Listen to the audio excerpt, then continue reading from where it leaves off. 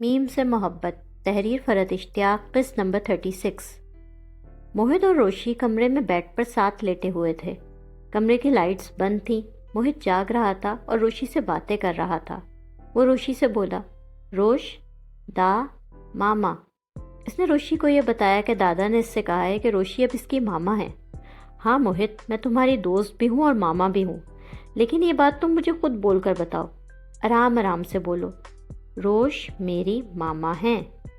وہ پیار اور اپنائیت سے موہت کو پورا جملہ ٹھیک سے بولنے کے لیے موٹیویٹ کر رہی تھی، اور اپنے ہونٹوں کو آہستہ آہستہ اس طرح ہلا کے اور زبان دانتوں سے لگا کے اسے سمجھا رہی تھی کہ ایسے بولنا ہے۔ اسی وقت کمرے کا دروازہ کھول کے طلحہ اندر آیا۔ موہت نے چونکہ روشی کے ہاتھ پر اپنا سر رکھا ہوا تھا، اس لیے وہ طلحہ کو دیکھ کر فوراً اٹھ نہیں سکی۔ طلحہ بڑے اطمینان سے بیڈ پر آ کے بیٹھ گیا۔ وہ اپنے نائٹ سوٹ میں تھا، جیسے موہت کے پاس سونے کے ارادے سے آیا ہو۔ روشی کی آنکھوں میں ناگواری پھیلی تھی۔ موہت اٹک اٹک کے طلحہ سے بولا، روش میری ماما پا۔ ہاں جی، روش اب آپ کی ماما ہے۔ طلحہ خوشی کا اظہار کرتا موہت کے برابر میں لیٹ گیا۔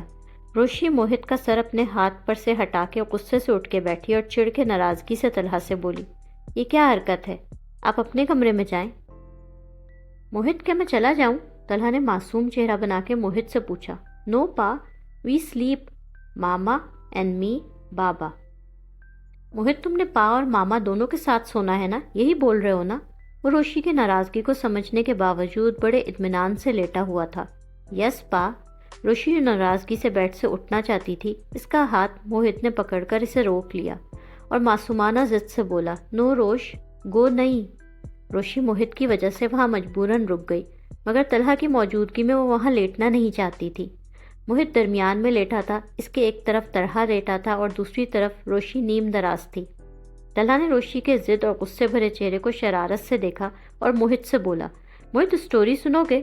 موہت نے خوشی خوشی گردن ہاں میں ہلائی۔ وہ ایکسائٹیڈ ہو کے بولا، یس پا۔ طلحہ نے اسے مزے سے کہانی سنانی شروع کی۔ روشی سامنے دیوار کو گھورتی یوں ظاہر کر رہی تھی جیسے کچھ بھی نہیں سن رہی۔ ایک دفعہ کا ذکر ہے کہ ایک شہر میں ایک لڑکی رہتی تھی، تھوڑی ضدی، تھوڑی سڑیل۔ اس کے دادا دادی بہت بوڑھے اور غریب تھے۔ بھائی بہن، گھر کے نوکر، خانسامہ، ڈرائیور سب غریب تھے۔ اسے پڑھنے لکھنے کا بالکل شوق نہیں تھا۔ وہ جان بوجھ کر اپنے ایگزامز میں فیل ہو جاتی تھی تاکہ اسے پڑھنا نہ پڑے۔ پھر ایک دن قسمت اسے ایک شہزادے کے آفس میں لے گئی۔ طلحہ کا لہجہ دھیما تھا مگر آنکھوں میں شرارت بھری تھی۔ روشی طلحہ کی اس کہانی پر مزید چڑھ گئی تھی۔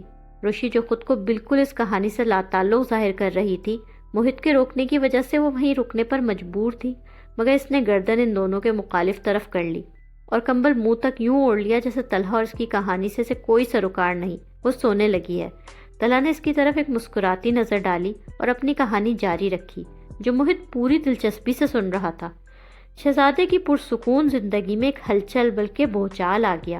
وہ لڑکی جہاں جاتی اپنے ساتھ ایک ہنگامہ ساتھ لے جاتی، مگر کچھ بھی کہو لڑکی تھی دلیر۔ شہزادے کو لڑکی کی بہادری اور دلیری بہا گئی۔ روشی نے کروٹ دوسری طرف لے رکھی تھی، آنکھیں کھلی ہوئی تھی۔ طلحہ کہانی سنا رہا تھا، ساتھ ساتھ انکھیوں سے کروٹ بدل کر روشی کو بھی دیکھ رہا تھا۔ اسے معلوم تھا روشی جاگی ہوئی ہے اور سب سن بھی رہی ہے۔ طلحہ زیر لب شرارت سے مسکرا رہا تھا۔ تھوڑی دیر میں موہت، طلحہ، روشی تینوں گہری نیند سو چکے تھے۔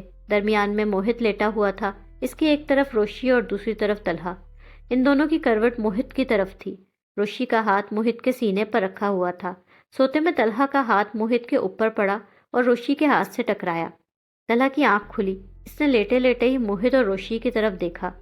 طلحہ گہری نیند سوتے روشی اور موہت کو دیکھ کے پرسکون سا مسکرایا۔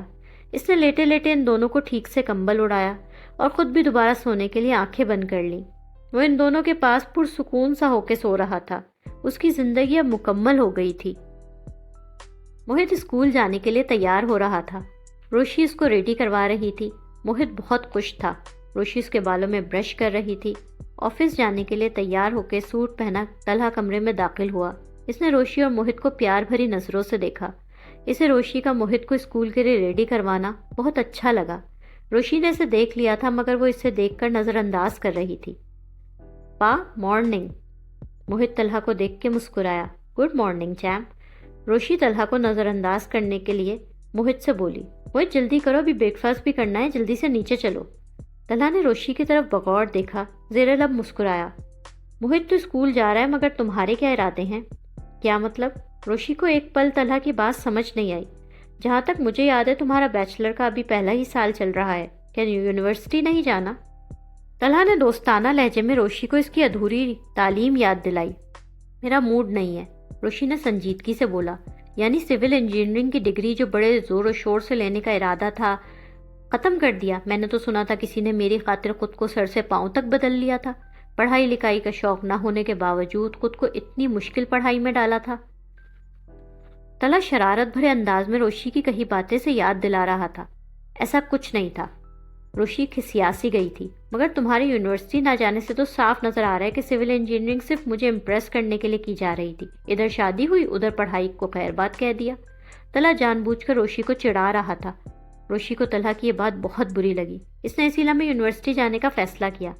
میں نے ہرگز یہ نہیں کہا تھا کہ میں نے پڑھائی کو گڈ بائی کر دیا ہے، صرف یہ کہا تھا کہ میرا آج جانے کا موڈ نہیں ہے۔ لیکن آپ کے اوور کانفیڈنس کو سلام پیش کرنے کا دل چاہتا ہے۔ نہ پہلے کبھی آپ کو امپریس کرنے کے لیے میں نے کچھ کیا تھا اور نہ آئندہ کروں گی، روشی چڑچڑے انداز میں بولی۔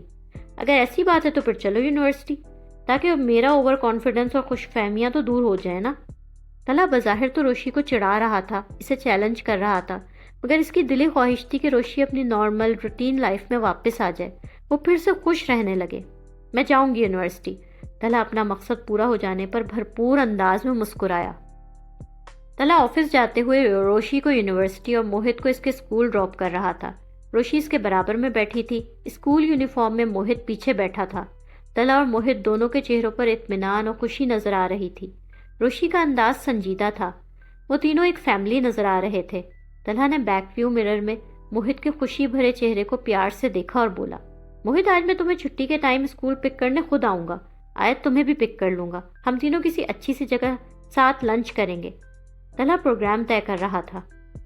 میں نہیں جا سکتی، میری ایکسٹرا کلاس ہے، ویسے بھی مجھے پک اینڈ ڈراپ کرنے کی آپ کو کوئی ضرورت نہیں، میں جیسے پہلے یونیورسٹی کیب سے آیا جایا کرتی تھی ویسے ہی ابھی بھی آؤں گی۔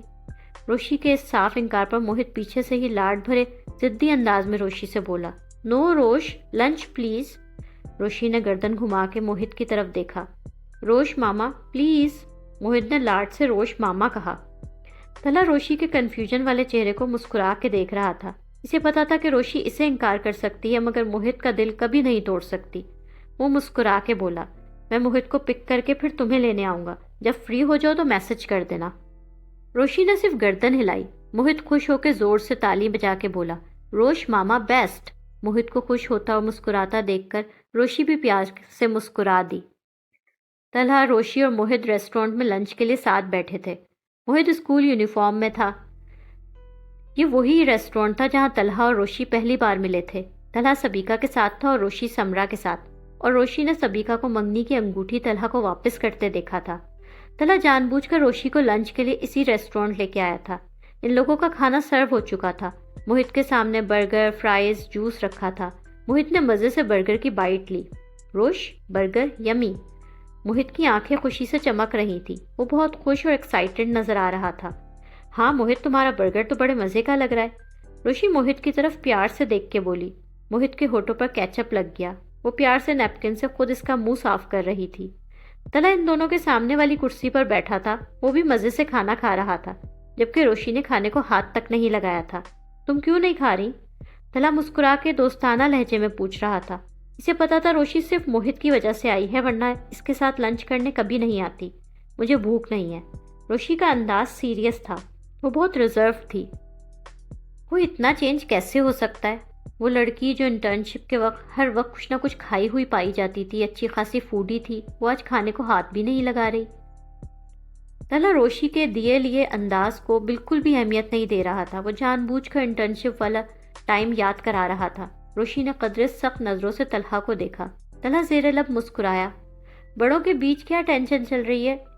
موہت ان سب سے انجان اپنا کھانا مزے سے انجوائے کر رہا تھا۔ موہت نے اپنے ہاتھ سے روشی کو ایک فرائز کھلایا۔ روش، وہ موہت کو انکار نہیں کر سکتی تھی، اس نے موہت کے ہاتھ سے فرائز کھا لیا۔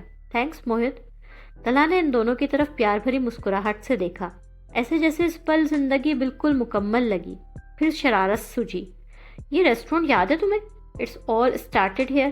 میں یہاں سبیکا کے ساتھ بیٹھا تھا اور تم شاید وہاں کے اسٹیبل پر۔ طلحہ کی آنکھوں میں مسکراہٹ تھی، وہ جان بوجھ کر روشی کو چھیڑنے کے لیے یہ بات بول رہا تھا۔ اچھا اپنی فون گیلری میں وہ پکچر تو دکھاؤ۔ طلحہ کی آنکھوں میں شرارت تھی۔ روشی اپنا سیریس انداز برقرار رکھنا چاہتی تھی مگر اس اچانک بات پر تھوڑی بوکھلا گئی۔ کون سی پکچر؟ اب یہ بھی میں بتاؤں؟ وہی جس کا تم بابا کو اور پتہ نہیں کس کس کو بتاتی رہی ہو، آئی وٹنس تھی نا تم ہمارے بریک اپ کی۔ طلحہ کی آنکھیں شوخی اور شرارت سے بھری تھی۔ روشی شرمندہ ہو گئی تھی۔ وہ ماہی، عابد صاحب اور بھی پتہ نہیں کس کس کو متعدد بار بتا چکی تھی کہ طلحہ اور سبیکا کی منگنی ٹوٹنے کی وہ عینی شاہد ہے، اور اس کے سامنے سبیکا نے طلحہ کو رنگ واپس کی تھی۔ پتہ نہیں آپ کیا بول رہے ہیں، مجھے کچھ یاد نہیں، آپ کس واقعے کی بات کر رہے ہیں؟ اچھا تو دلیر، باتونی، فوڈی ہونے کے ساتھ ساتھ تمہارے اندر ایک اور خوبی بھی تھی، سلیکٹیو میموری بھی رکھتی ہو، جو باتیں یاد رکھنا چاہتی ہو رکھتی ہو، جو بھولنا چاہو آرام سے بھول جاتی ہو۔ طلحہ روشی کی آنکھوں میں دیکھ کے بولا۔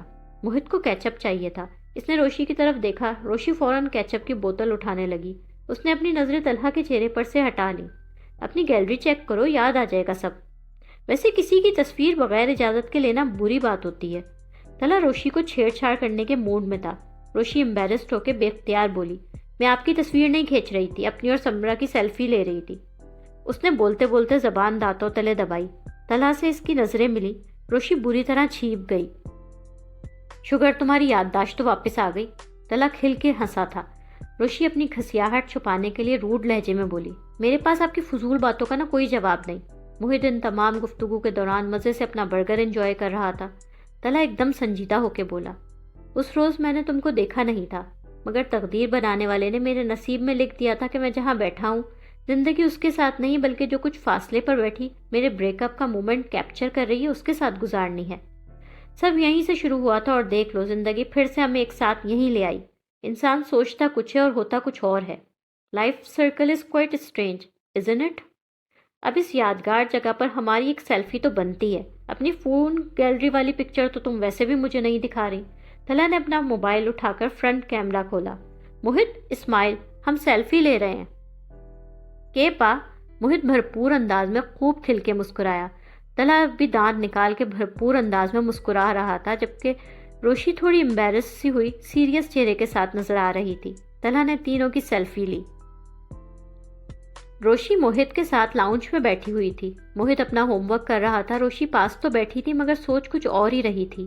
بیچ بیچ میں موہت کچھ پوچھتا تو وہ اپنی سوچوں سے نکل کر اس کی ہیلپ بھی کر دیتی۔ موہت کے ہاتھ میں پینسل تھی۔ 8 دن، پورے 8 دن اس شادی اور اس امبیرسمنٹ کے جو دادا جان کی وجہ سے میرے حصے میں آئی ہے۔ روشی کی آنکھوں میں دکھ، تلخی، ناراضگی سب بھری تھی۔ موہت اسے آواز دے رہا تھا، اپنے ہوم ورک کاپی سے دکھا رہا تھا۔ روشی اپنے خیالوں سے چونک کر باہر نکلی۔ وہ اس کے اشارہ کرنے سے سمجھ گئی کہ اس نے اپنی کاپی کا کام مکمل کر لیا ہے۔ میتھس کا ہوم ورک کمپلیٹ کر لیا موہت، شاباش۔ وہ موہت کی خاطر جبراً خود کو خوش اور ہنستا مسکراتا ظاہر کر رہی تھی۔ چلو اب انگلش کا کام بھی کر لو۔ موہت نے دوسری کاپی نکالی۔ سب سے پہلے اوپر آج کی ڈیٹ لکھو۔ آج کیا ڈیٹ ہے؟ 1 اکتوبر، روشی نے سوچ کے بتایا۔ موہت لکھتے لکھتے مسکرایا۔ روش؟ ہاں موہت؟ Mohit birthday. موہت نے رف کاپی پہ 15 اکتوبر لکھا۔ My birthday. موہت 15 اکتوبر کو تمہاری برتھ ڈے ہے؟ تم 15 کو پیدا ہوئے تھے؟ اس کے گال کو پیار سے چھوتے ہوئے وہ مسکرا کے پوچھ رہی تھی۔ یس روش۔ موہت بھرپور مسکراہٹ کے ساتھ گردن زور زور سے ہاں میں ہلا رہا تھا۔ او ہو، مجھے تو معلوم ہی نہیں تھا میرے بیسٹ فرینڈ موہت کا برتھ ڈے منتھ اسٹارٹ ہو گیا ہے۔ روشی نے جھک کر بے اختیار موہت کے گال پر پیار کیا۔ وہ موہت کی برتھ ڈے کے لیے ایکسائٹیڈ ہو گئی تھی۔ آج تو پھر پری برتھ ڈے سیلیبریشن بنتی ہے۔ تم جلدی سے ہوم ورک کمپلیٹ کرو موہت، پھر ہم کچھ مزے کا کرتے ہیں۔ وہ موہت سے ہنس کر بولی۔ موہت مزید ایکسائٹیڈ ہو گیا یہ سن کر کہ روشی اس کے ساتھ کچھ مزے کی ایکٹیویٹی کرنے والی ہے۔ روشی اور موہت مل کے کیک بیک کرنے کی تیاری کر رہے تھے۔ روشی نے سامنے میز پر اپنا موبائل آن کر کے رکھا ہوا تھا جس پر اس نے یوٹیوب پر کیک بیک کرنے کی ویڈیو چلائی ہوئی تھی۔ میز پر روشی اور موہت کے سامنے چینی، انڈے، میدا، بیکنگ پاؤڈر وغیرہ پڑے تھے۔ ہمیں چاہیے ہوگا 1 teaspoon baking soda. Roshi Mohit کے ساتھ مل کر اس ترکیب کو فالو کر رہی تھی۔ موہت تم اس میجرنگ کپ سے ناپ کر چینی ڈالو، میں انڈے توڑ کے ڈالتی ہوں۔ وہ ویڈیو میں ترکیب دیکھنے کے ساتھ ساتھ انڈا اٹھا رہی تھی۔ اس نے انڈا توڑ کر پیالے میں ڈالا۔ موہت بڑی احتیاط سے وہ جیسا گائیڈ کر رہی تھی بالکل ویسا ہی کر رہا تھا۔ اس نے چینی میجرنگ کپ سے ناپ کر پیالے میں ڈال دی۔ ان دونوں نے سامنے میز پر خوب پھیلاوا کر رکھا تھا۔ اسی وقت طلحہ کچن میں داخل ہوا۔ وہ غیر معمولی حد تک سنجیدہ اور خاموش سا تھا۔ آنکھوں میں ایک غیر معمولی سنجیدگی، اداسی بکھری تھی۔ وہاں کا منظر دیکھ کے اس نے حیرت سے پوچھا، کیا ہو رہا ہے بھائی؟ روشی طلحہ کو دیکھ کے کانشیس سی ہوئی۔ اسے لگا کہ طلحہ پھر کوئی غیر سنجیدہ چھیڑ چھاڑ کرنے والی بات اس سے کرنے کی کوشش کرے گا، اس لیے اس نے اپنا چہرہ بہت سنجیدہ بنا لیا۔ وہ طلحہ کو خود سے بے تکلف ہونے کا موقع ہی نہیں دینا چاہتی تھی۔ موہت طلحہ کو دیکھ کے کھل کے مسکرایا۔ پا، Mohit, cake, birthday. Talha اس کی بات سمجھ گیا، ہلکا سا مسکرایا اور چلتا ہوا موہت کے پاس آ گیا، مگر یہ مسکراہٹ اداسی بھری تھی۔ اچھا، مگر برتھ ڈے تو 15 ڈیز بعد ہے موہت۔ یہ موہت کا پری برتھ ڈے سیلیبریشن کیک ہے۔ موہت ذرا کنفیوز سا تھا کہ پری برتھ ڈے کیسے بولے۔ روشی کچھ سنجیدگی سے طلحہ کو جواب دے رہی تھی کیونکہ موہت کی کنفیوژن اس نے نوٹ کر لی تھی۔ یس پا، موہت، برتھ ڈے کیک، پری برتھ ڈے سیلیبریشن کیک۔ واہ بھائی موہت، ایکچوئل برتھ ڈے سے پہلے ہی سیلیبریشن شروع؟ طلحہ نے جھک کر موہت کے بالوں کو پیار سے چھوا۔ اسے پیار کیا اور اداسی اور سنجیدگی سے ہی موہت کو دیکھ رہا تھا۔ آنکھوں میں پیار کے ساتھ اداسی تھی۔ روشی نے بغور طلحہ کی طرف دیکھا۔ اسے طلحہ واضح طور پر اداس، ڈسٹرب نظر آ رہا تھا۔ اوکے، کیک بیک کریں آپ لوگ، وہ ہلکی مسکراہٹ کے ساتھ ان دونوں سے بولا۔ روشی جو وہاں سے جاتے طلحہ کو بغور دیکھ رہی تھی، موہت نے اسے ہاتھ ہلا کے چونکایا۔ ایگ روش! موہت اسے کیک کی جانب متوجہ کروا رہا تھا۔ روشی ایک گہرا سانس لے کے دوبارہ کیک تیار کرنے میں لگ گئی، مگر روشی کو طلحہ کی ڈسٹربنس صاف نظر آ رہی تھی۔ وہ طلحہ کے لیے فکر مند ہو گئی تھی۔ روشی کچن سے نکل کر کوریڈور میں سے چلتی ہوئی جا رہی تھی۔ لیونگ روم کے پاس سے باہر سے گزری، وہاں لیمپ کی مدھم روشنی تھی، باقی لائٹس بند تھیں۔ روشی کو وہاں صوفے پر طلحہ اکیلا بیٹھا نظر آیا۔ طلحہ کی اس طرف پشت تھی۔ روشی کو طلحہ اداس، تنہا سا لگ رہا تھا۔ وہ جیسے تمام تر ناراضگی اور غصے کے باوجود بھی خود کو طلحہ کی فکر کرنے سے روک نہیں پا رہی تھی۔ وہ کچھ سوچ کر دروازہ کھول کر اندر آ گئی۔ طلحہ کی آنکھوں سے بے آواز چند آنسو گر رہے تھے اس وقت۔ روشی کا آنا محسوس کر کے اس نے فوراً ہاتھ سے ان آنسوؤں کو صاف کیا۔ وہ روشی سے اپنا رونا چھپانا چاہتا تھا۔ روشی سے روتا دیکھ چکی تھی۔ وہ فکر مند ہوئی۔ اس کے کانوں میں عابد صاحب کی آواز گونجی تھی۔ 3 سال پہلے اس کی 5ویں سالگرہ ہونے والی تھی کہ ایک ایکسیڈنٹ میں موہت کے ماما بابا اس دنیا سے چلے گئے۔ وہ چلتی ہوئی طلحہ کے نزدیک آئی۔ طلحہ نے خود کو فوراً نارمل اور کمپوزڈ کرنے کی کوشش کی۔ آیت، آؤ کیک بن گیا تم لوگوں کا؟ وہ گلا کھنکار کے بولا، مگر آواز کچھ بھررائی ہوئی تھی۔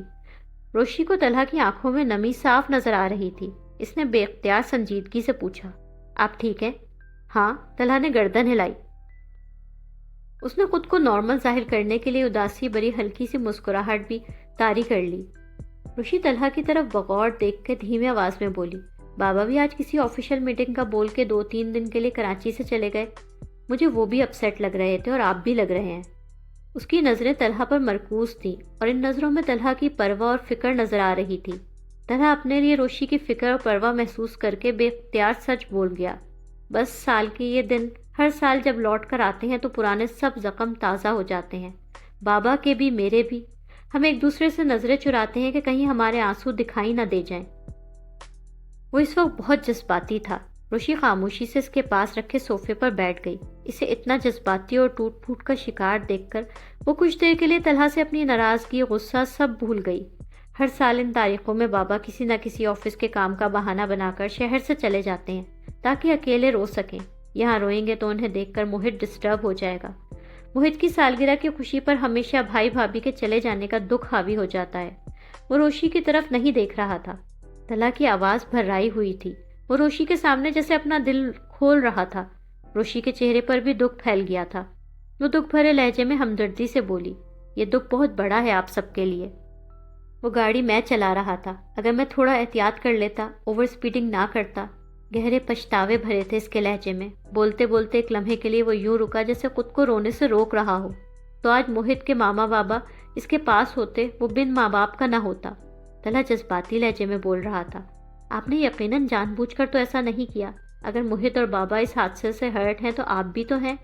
روشی سے تسلی دینے والے انداز میں نرمی سے بول رہی تھی، کبھی کبھی دل چاہتا ہے وقت کو پیچھے کی طرف لے جاؤں، دوبارہ 3 اکتوبر کا وہ دن آئے، اب کی بار میں گاڑی احتیاط سے چلاؤں، اب کی بار میں کوئی غلطی نہ کروں۔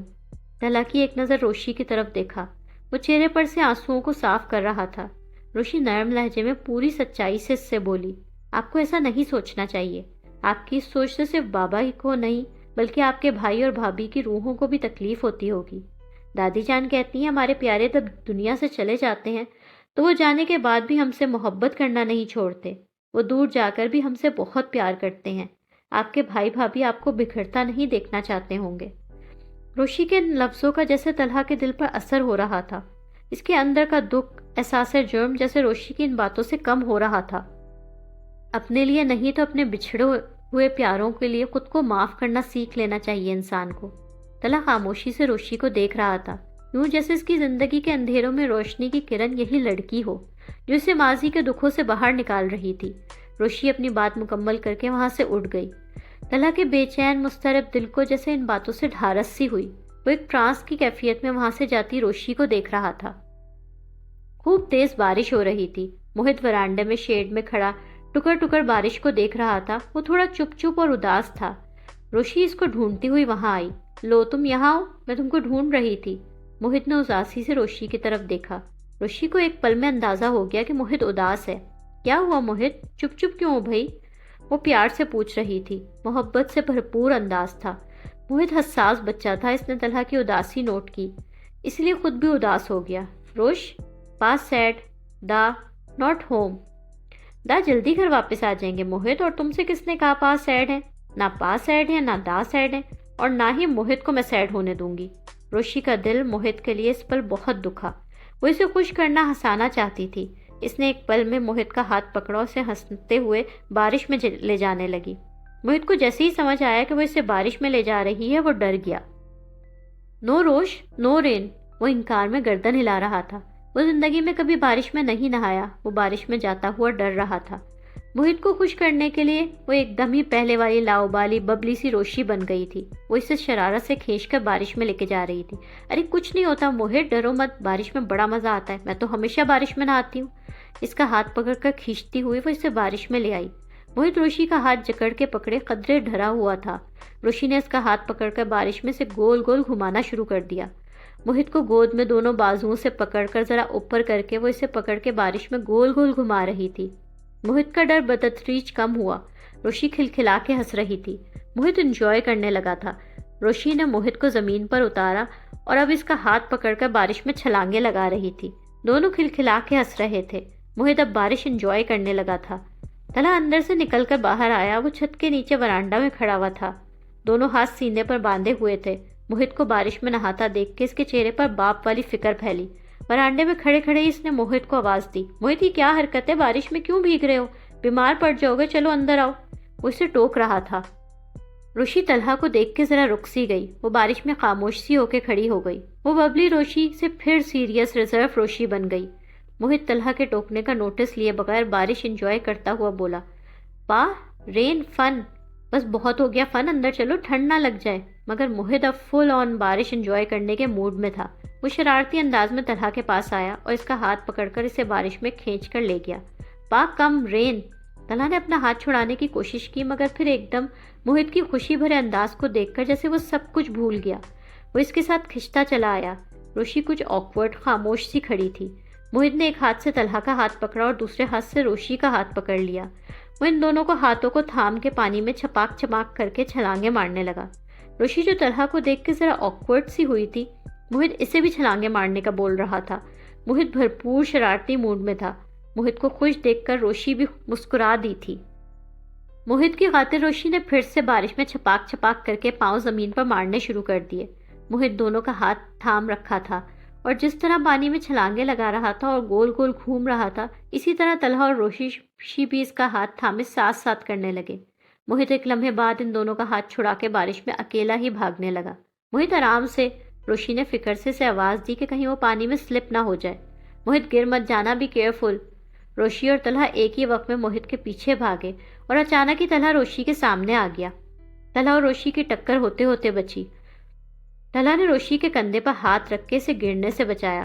موہت مزے سے آگے بھاگے جا رہا تھا. طلحہ اور روشی کی نظریں ملی. وقت جیسے ایک پل کے لیے تھم سا گیا. وہ دونوں ایک دوسرے کے ہونے کو پوری شدت سے محسوس کر رہے تھے. طلحہ کی نظروں میں روشی کے لیے نرم محبت بھرا تاثر تھا. روشی بھی لمحہ بھر کے لیے میجیکل مومنٹ کے حصار میں آ گئی تھی. اچانک موہت کے کھلکھلا کے ہنسنے کی آواز اس کے کانوں میں آئی اور اس جادوئی لمحے کے اسپیل سے نکلی۔ روشی نے ایک جھٹکے سے طلحہ کا ہاتھ اپنے کندھے پر سے ہٹایا اور وہ پیچھے ہٹی۔ اس کی آنکھیں پھر سے تلخی اور غصے سے بھر گئیں۔ موہت چلو اندر چلیں، بارش میں بہت نہا لیا۔ وہ طلحہ کو اگنور کر کے اب موہت سے مخاطب ہوئی۔ طلحہ خاموش کھڑا اسے دیکھ رہا تھا۔ روشی موہت کا ہاتھ پکڑ کر اسے بارش میں سے اندر لے گئی۔ طلحہ بھی ان دونوں کے پیچھے اندر چلا گیا۔ وہ تینوں بارش میں مکمل طور پر بھیگ چکے تھے۔ ان کے بالوں چہروں پر سے پانی کے قطرے بہہ رہے تھے۔ موہت جلدی سے شاور لو، جا کے فٹافٹ باتھ روم میں جاؤ، میں تمہارے کپڑے نکالتی ہوں۔ روشی سنجیدگی اور نرمی سے موہت سے بولی۔ موہت گردن ہلاتا اندر کی جانب بھاگا۔ روشی بھی اس کے پیچھے اندر جانا چاہتی تھی۔ طلحہ کو اس نے دیکھ لیا مگر وہ اگنور کر رہی تھی۔ طلحہ روشی کے پاس آیا۔ اس کی آنکھوں میں روشی کے لیے بڑی واضح محبت اور چاہت تھی۔ اپنے گھر میں سالوں بعد ہنسی کی آواز سنی ہے، پتہ نہیں کتنے سالوں بعد بارش انجوائے کی ہے تمہاری وجہ سے۔ وہ سچے دل سے پورے خلوص اور محبت کے ساتھ بولا، مگر روشی بے رخی اور رکھائی چہرے پر لیے کھڑی تھی۔ رات تمہارے نرم لفظوں نے دل کو ایک گہرا سکون دیا تھا۔ اپنے لیے تمہارا کنسرن بہت اچھا لگا۔ روشی خاموش کھڑی تھی۔ طلحہ محبت بھرے لہجے میں بولا، کچھ کہو گی نہیں؟ میں نے صرف انسانیت کے ناطے آپ سے وہ باتیں کی تھی۔ آپ کے لیے کنسرن شو کرنا مقصد نہیں تھا۔ آپ کی جگہ کوئی اور بھی ہوتا میں اس سے بھی وہی کہتی۔ وہ طلحہ کے لیے فکر مند تھی، مگر یہ بات اپنے منہ سے وہ طلحہ سے کبھی نہیں بولے گی۔ وہ جان بوجھ کر سپاٹ لہجہ بنا کر دل توڑنے والے لہجے میں بولی تھی۔ وہ طلحہ کو اپنے قریب آنے کا کوئی موقع دینے کو تیار ہی نہیں تھی۔ یعنی میں اسے پیار، محبت، پرواہ، خیال کچھ نہ سمجھوں؟ طلحہ اس کی آنکھوں میں دیکھتا ہوا بولا، جی بالکل، کیونکہ وہ ایسا ہرگز کچھ تھا ہی نہیں۔ روشی بے حد بے مروتی سے بولی۔ بات مکمل کر کے وہ وہاں رکی نہیں، وہ فوراً ہی اندر چلی گئی۔ طلحہ وہاں اکیلا کھڑا رہ گیا۔ وہ یہ سوچ رہا تھا کہ روشی کی خود سے ناراضگی اور بدگمانی کیسے دور کروائے، کیسے اپنی محبت کا یقین دلائے۔ طلحہ کے پاس روشی کے دادا کی کال آئی۔ وہ ان سے بات کرنے کے لیے اپنے کمرے میں داخل ہوا تاکہ اکیلے میں ان سے بات کر سکے۔ طلحہ کو اندازہ نہیں تھا کہ روشی اس وقت کمرے میں ہے۔ وہ خود کو اکیلا سمجھ کے دادا سے مزے سے بات کرنے لگا۔ جی دادا جان بولیں۔ جی میرے کہنے سے آیت یونیورسٹی تو گئی، مگر ابھی اس کا موڈ صحیح نہیں چل رہا۔ لگتا ہے اس بلیک میلر سے شادی نہ ہونے کا بڑا غصہ ہے اسے۔ ان کی کسی بات کے جواب میں طلحہ مسکرا کے بولا۔ روشی جو طلحہ کے کمرے کے باتھ روم میں موجود تھی، وہ واش بیسن کے آگے کھڑی نل کھولنا ہی چاہتی تھی، مگر باہر سے آتی طلحہ کی آواز سن کر وہ رک گئی۔ اس کے کانوں میں طلحہ کی آواز آئی، لگتا ہے اس بلیک میلر سے شادی نہ ہونے کا بڑا غصہ ہے اسے۔ روشی کے چہرے پر حیرت اور ناسمجھی۔ وہ بے اختیار دبے قدموں باتھ روم کے دروازے تک آئی اور دروازے سے کان لگا کر باہر کی آواز سننے لگی۔ روشی کی آنکھوں میں حیرت، شوق تھا۔ باتھ روم کے دروازے سے کان لگا کر سننے پر وہ کمرے سے آتی طلحہ کی آواز سن رہی تھی۔ کرنا کیا ہے، پولیس کی مار کھا کے وہ بلیک میلر ابھی اتنی آزادی سے تو شارق ارسلان کو میں ہرگز معاف نہیں کرنے والا۔ لڑکیوں کی عزت کو مذاق سمجھ رکھا ہے اس نے۔ وہ کسی ہمدردی کا مستحق نہیں ہے دادا جان۔ روشی پہ انکشاف ہوا کہ شارق کی گمشدگی کے پیچھے طلحہ اور دادا دونوں ملے ہوئے ہیں۔ اس خبر سے روشی کی آنکھیں شوق زدہ ہو گئیں۔ دادا اپنے کمرے کی اسٹڈی میں کاؤچ پر بیٹھے سنجیدہ انداز میں طلحہ کو سمجھانے لگے۔ طلحہ تمہارا غصہ اور جذبات میں سمجھ رہا ہوں بیٹا، مگر اس کی ماں کا سوچو۔ مہرین بیچاری کا تو کوئی قصور نہیں۔ مجھے شارق سے کوئی ہمدردی نہیں، مگر مہرین کا سوچ کر ترس آتا ہے۔ میرا خیال ہے اب اس کے لیے اتنی سزا کافی ہے۔ طلحہ دادا کی بات پر مجبوراً سر ہلا رہا تھا، ورنہ اس کا شارق کو بھی مزید سبق سکھانے کا ارادہ تھا۔ ٹھیک ہے دادا جان، آپ کا حکم سر آنکھوں پر۔ اگر آپ کی خواہش ہے کہ شارق کو اب معاف کر دیا جائے تو اسے معاف کر دیتے ہیں۔ میں نعمان سے کہتا ہوں اسے اس کے گھر چھوڑ دے، بلکہ میں آپ کو پک کرتا ہوں، ہم دونوں بھی وہاں چلتے ہیں۔ ٹھیک ہے بیٹا، تم آ جاؤ۔ طلحہ نے اسی لمحے فیصلہ کیا کہ وہ اور دادا شارق کے گھر جائیں گے۔ طلحہ نے دادا سے یہ بات بولتے ہی گاڑی کی چابی اٹھائی اور کال بند کی، پھر اپنے دوست کو کال ملائی۔ ہاں نعمان، اس بلیک میلر کی تمہاری میزبانی ختم ہو گئی، اسے چھوڑ دو۔ یہ بولتے طلحہ کمرے سے نکل گیا۔ اب باتھ روم کا دروازہ کھلا اور شدید شوق کے عالم میں روشی باتھ روم سے باہر نکلی۔ اس کے چہرے پر بے یقینی، بے اعتباری اور شدید غم و غصہ پھیلا ہوا تھا، جیسے اس نے اپنوں ہی کے ہاتھوں بہت بڑا دھوکہ کھایا ہو۔ شارق طلحہ اور دادا کے ساتھ اپنے گھر آیا۔ مہرین سامنے کھڑی ہوئی تھی۔ انہوں نے شارق کو بہت ناراضگی سے دیکھتے ہوئے اس کے منہ پر کھینچ کر ایک تھپڑ مارا۔ شارق اس چیز کے لیے تیار نہیں تھا۔ اسے لگا کہ وہ اتنے دنوں کی گمشدگی کے بعد گھر آیا گا تو اس کی ماں جذباتی ہو کر اسے گلے لگائے گی، روئے دھوئے گی، مگر اس کا استقبال تھپڑ سے ہوا۔ اس کے چہرے پر زخموں کے نشان ابھی بھی نظر آ رہے تھے۔ اس کا ہاتھ اپنے گال پر تھا۔ امی آپ نے مجھے؟ ہاں میں نے تمہیں تھپڑ مارا ہے، بلکہ یہ تھپڑ تمہیں نہیں، مجھے خود اپنے آپ کو مارنا چاہیے تھا، کیونکہ تم میرا خون ہو، میں نے تمہاری تربیت کی ہے۔ یقیناً میری تربیت اور پرورش میں کوئی کمی رہ گئی ہوگی جو تم ایسے بے شرم اور بد کردار بن گئے ہو۔ طلحہ اور دادا بالکل سنجیدہ چہروں کے ساتھ وہاں کھڑے تھے۔ دادا کو مہرین کی حالت پر افسوس ہو رہا تھا، وہ انہیں دکھ سے دیکھ رہے تھے۔ شارق کا سر جھک گیا تھا کیونکہ اسے یہ اندازہ ہو گیا تھا کہ طلحہ یا روشی کے دادا نے اس کی ماں کو سب کچھ بتا دیا ہے۔ مہرین وہاں کھڑی ہو کے زارو قطار رو رہی تھی۔ دادا مہرین سے نرم لہجے میں بولے، مہرین بیٹا تم بیٹھ جاؤ، آپ سے کن لفظوں میں معافی مانگوں ڈاکٹر صاحب؟ میرے اس بیٹے نے تو مجھے آپ لوگوں سے نظریں ملانے کے قابل ہی نہیں چھوڑا۔ شارق کی ماں دادا کی طرف دیکھتے ہوئے بے حد شرمندگی سے بولی، تم اتنا گر گئے ہو شارق، ایک معصوم لڑکی کی عزت سے تم نے کھیلنے کی کوشش کی، اسے بلیک میل کیا۔ کاش مجھے یہ عقل آ جاتی جب تم مجھ سے آیت کی فیملی سے جھوٹ پہ جھوٹ بلوا رہے تھے، تبھی سوچ لیتی کہ تم ایسا کیوں کر رہے ہو۔ میں نے اور تمہارے ڈیڈی نے تمہیں اچھی تعلیم، اچھی تربیت دی اور تم یہ بن گئے، بھول گئے تمہاری ماں بھی ایک عورت ہے، تمہاری بہن بھی ایک عورت ہے۔ تم دوسروں کی بیٹیوں کی عزت نہیں کرو گے تو تمہاری ماں اور بہن کی عزت کون کرے گا؟ شارق کی طرف دیکھتے ہوئے وہ غصے سے چلا کے بولی، وہ ساتھ ساتھ رو بھی رہی تھی۔ مہرین نے سخت غصے میں شارق کو زور زور سے جھنجھوڑا۔ وہ مجرم بنا وہاں نظریں جھکائے خاموش کھڑا تھا۔ آنٹی صرف اور صرف آپ کا خیال تھا، ورنہ یہ شخص کسی رحم، کسی ہمدردی کے قابل نہیں تھا۔ جو کچھ اس نے آیت کے ساتھ کیا، میں اسے اتنی آسانی سے ہرگز نہیں چھوڑتا۔ میں اس کے خلاف FIR کٹواتا اور اسے جیل کی سلاخوں کے پیچھے پہنچاتا۔ یہ آیت تو کیا، ساری زندگی کسی عورت کو بلیک میل کرنے کا تصور تک نہیں کرتا، ایسا سبق ملتا ہے اسے۔ طلحہ کی آنکھوں میں ابھی بھی شارق کے لیے شدید غصہ اور نفرت تھی، جبکہ دادا افسوس سے مہرین کا دکھ اور صدمہ دیکھ رہے تھے۔ میرے پاس اپنے اس بدکردار بیٹے کی حمایت میں بولنے کا ایک لفظ بھی نہیں ہے۔ شرمندگی سے میری نظریں جھکی ہوئی ہیں۔ آپ لوگوں نے پولیس میں نہ جا کر ہماری بچی کچی عزت کو سنبھالا، ورنہ اس بے شرم کو تو کوئی فرق نہیں پڑنا تھا۔ بس میں، اس کے ڈیڈی اور بہن کسی کو منہ دکھانے کے قابل نہیں رہتے۔ مہرین روتے روتے صوفے پر بیٹھ گئی تھی۔ دادا ان کے پاس آئے، وہ ان کے سر پر نرمی سے ہاتھ پھیرتے انہیں حوصلہ دے رہے تھے۔ طلحہ اور دادا شارق کو گھر چھوڑ کر واپس گاڑی میں آ کے بیٹھ گئے۔ دونوں کے چہرے سنجیدہ تھے۔ دادا ایک گہرا سانس لے کر مدھم آواز میں بولے، اولاد کیسے کیسے ماں باپ کو بے عزت کروا دیتی ہے۔ مجھے رہ رہ کے مہرین اور شارق کے والد کا خیال آ رہا ہے، اتنے نیک اور شریف ماں باپ کا ایسا بیٹا۔ دادا کی سوچ روتی ہوئی مہرین پر ہی اٹکی ہوئی تھی۔ ان کا دل مہرین کے لیے بہت افسردہ تھا۔ اولاد بھی ایک آزمائش ہے دادا جان، دکھ مجھے بھی ہوا ہے ان کے لیے۔ اتنی شریف فیملی کا لڑکا پتہ نہیں کن غلط دوستوں میں پڑ گیا۔ طلحہ سنجیدگی سے بولا۔ ایک دو لمحے دونوں افسوس بھرے انداز میں خاموش رہے۔ دادا نے کچھ خیال آنے پر ایک دم بولا، روشی کا موڈ کچھ ٹھیک ہوا ہے طلحہ؟ کہاں، ابھی تو خوخور بلی بنی ہوئی ہے، پنجے مارنے کو تیار رہتی ہے ہر وقت، سیدھے منہ بات بھی نہیں کرتی۔ طلحہ روشی کو یاد کر کے زیر لب مسکرایا، ٹھیک ہو جائے گی وہ بھی۔ سچ کہوں تو کبھی کبھی مجھے اس جذباتی بیوقوف لڑکی پر بھی شدید غصہ آتا ہے۔ حماقت کی بھی حد ہوتی ہے۔ چلے آپ لوگوں کو کچھ نہیں پتا تھا شارق کے بارے میں، مگر وہ تو سب کچھ جانتی تھی، جانتے بوجھتے اس بلیک میلر سے شادی کر رہی تھی۔ اگر عین وقت پر مجھے سب پتا نہ چلتا تو آج وہ شارق کی بیوی بنی ہوتی۔ طلحہ ناراضگی سے بولا۔ اسے روشی کی حماقتوں پر غصہ آ رہا تھا۔ تم نے سمجھداری دکھائی بیٹا، ورنہ پتہ نہیں کیا ہوتا۔ روشی کو یہ نہیں کرنا چاہیے تھا۔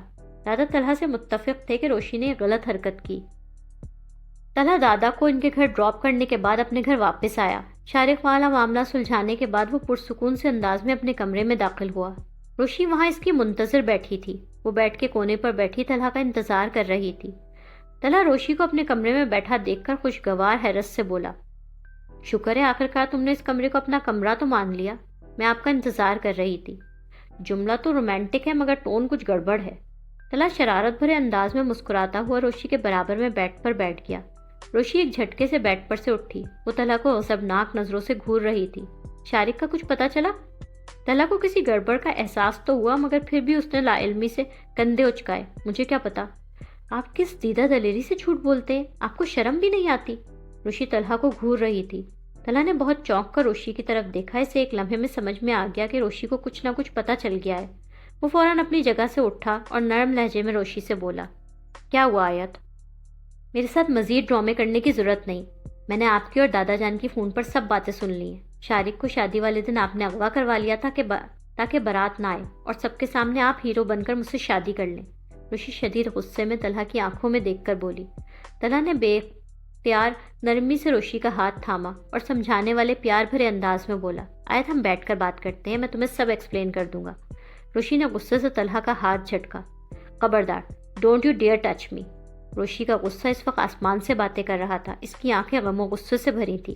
پہلے مجھے شارق سے شادی کرنے پر روکتے رہے، جب دیکھا میں آپ کی بات نہیں مان رہی تو اسے اغوا ہی کروا لیا۔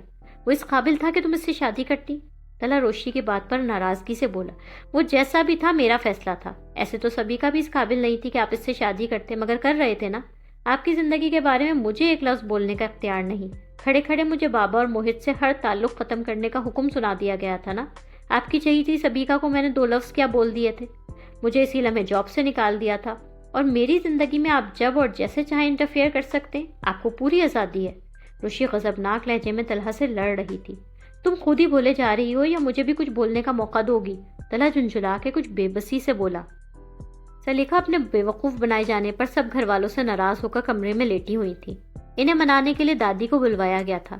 دادی کے ساتھ عمر، ماہی سلیقہ کے کمرے میں داخل ہوئے۔ جلال پریشانی بھرے لہجے میں ان سے بولے، امی آپ ہی دیکھیں سلیقہ کو، شام سے ناراض ہو کے کمرے میں لیٹی ہوئی ہے، کچھ کھایا پیا بھی نہیں ہے۔ سلیقہ وہاں میٹ پر منہ تکیے میں دے کے ناراضگی سے لیٹی ہوئی تھی۔ ہاں جیسے بڑی فکر ہے نا میری، آئے بڑے ڈرامے باز۔ سلیقہ یہ کیا بچپنا ہے، بہو والی ہو گئی ہو مگر بچوں جیسی حرکتیں کرنی نہیں چھوڑی۔ دادی سلیقہ کے پاس آ کے بیٹھ گئی۔ سلیقہ تکیا پھینک پھانک جذباتی سی ہو کر بیٹھی۔ کچھ پتا بھی ہے آپ کو ان تینوں نے مل کر میرے ساتھ کیا کیا ہے؟ چلے شوہر تو ہوتے ہی ایسے ہیں بے وفا، اور بہو نے تو اپنا بہو پن دکھانا ہی ہوتا ہے، مگر یہ عمر، میرا اپنا خون، مجھے بے وقوف بنانے میں یہ بھی ان لوگوں کے ساتھ شامل تھا۔ نہ صرف یہ تینوں بلکہ اس میں میری مرضی اور رضامندی بھی شامل تھی۔ دادی بیٹی سے بولی، جان میں تو منع کر رہا تھا، سارا آئیڈیا ماہی اور عمر کا تھا، اور امی نے بھی ان سب میں مل کر مجھے سب کو قائل کیا کہ یہ ڈرامہ کیا جانا چاہیے۔ جلال منمنا کے ڈرتے ڈرتے اپنی صفائی دے رہے تھے۔ امی آپ بھی؟ میری سگی ماں ہو کہ سگی ماں بیٹی کے خلاف سازشیں کرے تو غیروں سے کیا شکوہ کیا جائے؟ سلیقہ نے رونے والی شکل بنائی، یہ سستے فلمی ڈائلاگ بولنا بند کرو۔ دادی نے مردباری سے سلیقہ کو سمجھانا شروع کیا، تمہیں میں ساری زندگی سمجھاتی رہی مگر تم نے عقل نہ پکڑی۔ ماہی کے آئیڈیا سے میں نے متفق ہوئی، اور کبھی نہ کبھی کسی ناسمجھ کو عقل اور سمجھ دینے کے لیے اسے زور سے جھنجھوڑا جانا ضروری ہوتا ہے۔ میاں کی کوئی عزت کوئی وقت ہی نہیں رکھی تم نے، بے دام کا غلام بنا رکھا تھا۔ جلال میاں اپنی شرافت کے ہاتھوں مار کھا گئے تھے اور تمہارے دباؤ میں آتے چلے گئے۔ تم نے ان کی محبت کی قدر کرنے کے بجائے ان سب کو فار گرانٹیڈ لینا شروع کر دیا۔ تو جلال اپنی خوشی سے گھر کے اور میرے سب کام کرتے تھے۔ سلیقہ کچھ کھسیانی سی ہو کے اپنی صفائی دے رہی تھی۔ تو کبھی تم بھی اپنی خوشی سے ان بیچاروں کا کوئی کام کر دیا کرتی؟ دادی نے ان کی بات کاٹ کر جتانے والے لہجے میں جواب دیا۔ سلیقہ نے شرمندہ ہو کے ماں سے نظریں چرائیں، ان کے پاس ماں کے سوالوں کا کوئی جواب نہیں تھا۔ ذرا مجھے سوچ کے بتاؤ، آخری بار تم نے جلال کو چائے بنا کے کب پلائی تھی؟ انہیں دفتر جانے کے لیے تیاری میں مدد کب کروائی تھی؟ سلیقہ کے بجائے عمر بولا، کبھی بھی نہیں۔ جب میں اسکول اور کالج جاتا تھا تب بھی امی سو رہی ہوتی تھی، بابا اپنی اور میری تیاری بھاگتے دوڑتے خود کر رہے ہوتے تھے۔ سلیقہ نے بیٹے کو خفگی سے گھورا، اس کا یہ کڑوا سچ انہیں بالکل برداشت نہیں ہو رہا تھا۔ ماں کے خلاف بڑی زبان کھلنے لگی ہے نا، وہ صحیح بول رہا ہے۔ دادی بیٹی کو ناراض ہوتا دیکھ کر پیار سے سمجھانے لگی، میاں اور بیوی کو شریک حیات ہم سفر اسی لیے تو کہا جاتا ہے کہ انہوں نے زندگی مل جل کر ساتھ گزارنی ہوتی ہے، خوشی بھی غم بھی۔ اس رشتے میں کوئی حاکم اور محکوم نہیں ہوتا۔ اس رشتے کی خوبصورتی یہی ہے کہ کبھی بیوی شوہر کا خیال رکھے اور کبھی شوہر بیوی کا دل رکھے۔ خود کو بدلو بیٹا، محبت کرنے والے شوہر کی قدر اور عزت کرنا سیکھو۔ دادی نے سمجھایا۔ سلیقہ نے اپنی غلطی مان لی، وہ ناراضگی بھلا کر کچھ شرمندہ سی نظر آ رہی تھی۔ سلیقہ کو شرمندہ ہوتا دیکھ کر ماہی، عمر، دادی سب کمرے سے چلے گئے۔ سلیقہ اور جلال دونوں رومانٹک موڈ میں بیڈ پر ساتھ بیٹھ گئے۔ جلال پیار سے سلیقہ کا ہاتھ تھام کر رومانٹک لہجے میں بولے، جان اب تو تم ناراض نہیں ہونا؟ نہیں کشمش، میں ناراض نہیں ہوں، میں اپنی سب غلطیاں مانتی ہوں۔ امی کی بات بھی مجھے اچھے سے سمجھ میں آ گئی ہے۔ اب سے میں اور آپ ایک دوسرے کے برابر کے ساتھی بن کے زندگی گزاریں گے، میں آپ کا خیال رکھوں گی، آپ میرا۔ جلال سلیقہ کی اس بات پر خوش ہو گئے کہ چلو اب وہ زندگی برابری کی بنیاد پر گزاریں گے۔ اگر آپ کھانا بنائیں گے تو ٹیبل پر میں لگاؤں گی، برتن آپ دھوئیں گے میں انہیں خشک کر کے کیبنٹ میں رکھوں گی، کپڑے آپ دھوئیں گے میں تار پر ڈالوں گی۔ مگر سلیقہ یہاں بھی ڈنڈی مارنے سے باز نہیں آئی، جان بوجھ کر مشکل کام جلال کو بتا رہی تھی اور آسان کام خود لے رہی تھی۔ وہ جلال کو مشکل کام دے کے اپنے لیے کم محنت والے ہلکے پھلکے کام سلیکٹ کر رہی تھی، مگر کشمش روز رات میں مجھے گرم دودھ آپ دیں گے اور سونے سے پہلے پاؤں بھی میرے آپ دبائیں گے، وہ لاٹ سے بولی۔ جلال خوش ہو گئے تھے کہ بیوی میں کچھ تبدیلیاں تو آ رہی ہیں۔ وہ مسکرا کے پیار سے سر ہلا رہے تھے۔ جیسا تمہارا حکم جان، جو تم کہو گی وہی ہوگا، اور اب آپ دوسری عورتوں کو دیکھ کر شعر بھی نہیں سنائیں گے۔ اشعار میرے یوں تو زمانے کے لیے ہیں، کچھ شعر فقط ان کو سنانے کے لیے ہیں۔ جلال سلیقہ کو رومانٹک نظروں سے دیکھتے ان کے بالوں کی لٹ کو چھیڑنے لگے۔ سلیقہ ہنس دی تھی۔ روہیل کی دکان پر اس کے ساتھ سنی بھی ہوتا تھا۔ سنی جو بے ایمانی کے تمام کام چھوڑ چکا تھا، اس کا حلیہ بھی اب بدل چکا تھا۔ اس نے لمبی آستینوں کا کرتا، ٹخنوں سے اونچی شلوار اور سر پر ٹوپی پہن رکھی تھی۔ ہاتھ میں بڑی سی تسبیح تھی۔ وہ روہیل کے ساتھ اس کا کاروبار سنبھال رہا تھا۔ اس وقت ان کی فرنیچر کی دکان پر کوئی گاہک آیا۔ وہ فرنیچر پسند کر رہا تھا۔ گاہک الماری کے پٹ کھول کھول کر دیکھ رہا تھا، اس کی قیمت پوچھ رہا تھا۔ یہ الماری کتنے کی ہے؟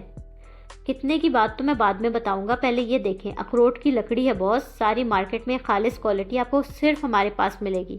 روہیل دکانداروں والے مخصوص لہجے میں فرنیچر کی خوبیاں اسے بتا رہا تھا۔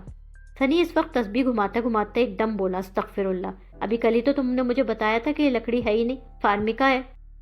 او میں نے اس کا نہیں کہا تھا، روہیل دانت پیستا ہوا بولا۔ نہیں، مجھے اچھی طرح یاد ہے، تم نے اسی الماری کا بولا تھا۔ توبہ ہے، کتنے بے ایمان دکاندار ہو تم، جھوٹ بول کر مجھے یہ الماری بیچ رہے ہو۔ گاہک ایک دم بولا، ارے نہیں، یہ میرا سالہ تو یوں ہی، آپ بات تو سنیں، ہمارے کارخانے میں اخروٹ شیشم کی لکڑی کا اصل فرنیچر ہے، آپ ایک دفعہ دیکھیں تو۔ روہیل منت بھرے انداز میں گاہک کو روک رہا تھا۔ تم جیسے جھوٹے بے ایمان آدمی سے تو اب میں کچھ بھی نہ خریدوں۔ گاہک بڑبڑاتا ہوا وہاں سے چلا گیا۔ روہیل نے سنی کو گھورا۔ ہو گئی تسلی کسٹمر بھگا کے؟ تم جھوٹ کیوں بول رہے تھے؟ جھوٹ بولنا گناہ ہوتا ہے، پتہ نہیں ہے کیا؟ تمہارے سچ اور ایمانداری کے چکر میں میرے کاروبار کا بھٹا بیٹھ جائے گا۔ روہیل اسے گھور رہا تھا۔ اللہ اکبر، یہ اچھا ہے تم لوگوں کا، جب ہم 2 نمبر کام کرتے تھے تب بھی اعتراض تھا، اب حلال روزی کماتے ہیں تب بھی اعتراض ہے۔ سنی تسبیح کے دانے گھماتا منہ بنا کے بولا۔ روہیل نے جل کر جیسمین کو فون ملایا۔ ہیلو جیسمین، یہ تمہارا بھائی جو ہے نا، روز میرے گاہک بھگا رہا ہے، اس کی حلال روزی کمانے کے چکر میں ہمارے گھر میں فاقے ہونے لگیں گے۔ تیاری کر لو، خبردار جو اب تم نے کوئی آن لائن آرڈر کیے اور فوڈ ڈیلیوریاں منگوائیں، اب تمہارے بھائی کی مہربانیوں سے ہمیں دال روٹی ہی ملا کرے گی۔ ہمیں 2 نمبر کمائی کے دانے دیتے تھے، پتہ چل رہا ہے کہ شریف لوگ کتنے حق حلال کی روزی کماتے ہیں۔ سنی روہیل کی باتیں سنتا اپنے آپ سے بولا۔ وہ ساتھ ساتھ فرنیچر کی جھاڑ پوچھ کیے جا رہا تھا۔ لائک، کامنٹس، شیئر کریں اور تازہ ترین اپڈیٹس کے لیے سبسکرائب کریں۔